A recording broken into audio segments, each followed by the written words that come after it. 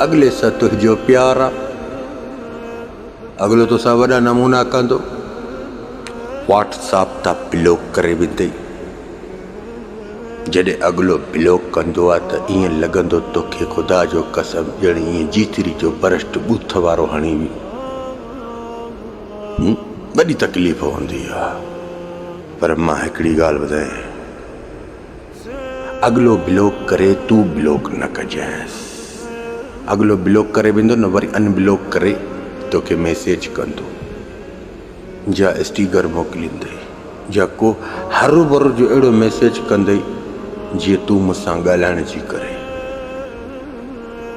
हिकिड़ी ॻाल्हि ॿुधायांव, अगरि जंहिंसां तुंहिंजी प्यार आहे, जंहिंसां तुंहिंजो प्यार आहे उहो तोखां नाराज़ थी वियो आहे, ठीकु आहे, हाणे चाहे थो त अॻिले जे प्यार जी मूंखे ख़बर पए त उनजो प्यार सचो आहे या कूड़ो आहे।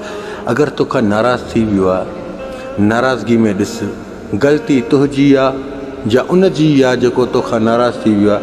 जी उनजी आहे त उहो पंहिंजी ग़लती तुंहिंजे आॾो तस्लीम करे तोखां माफ़ी घुरे त सम्झ उहो इंसान तोसां सचो प्यार थो करे।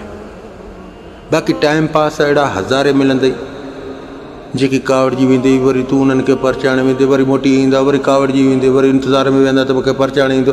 इहे टाइम पास आहिनि, इहे अॻिते तोसां सचा न थींदा।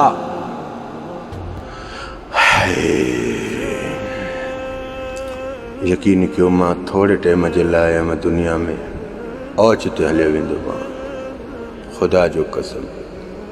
भले रो न रो, मूंखे उनजी परवाह न आहे, मां औच ते हलियो वेंदो मां, औच जो महिमान आहियां।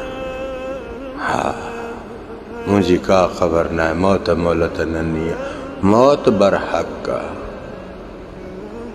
बसि मुंहिंजी ॻाल्हि जो छा सबबु आहे? सबबु इहो आहे जेका मां तो ताणी नसीहत पहुचाईंदो आहियां, हक़ ऐं सच जी हूंदी ते इन ते अमल कंदे पंहिंजी ज़िंदगी पाण सवारींदे। जेकॾहिं न कंदे त ॾाढो ॾुखी ज़िंदगी गुज़ारींदे।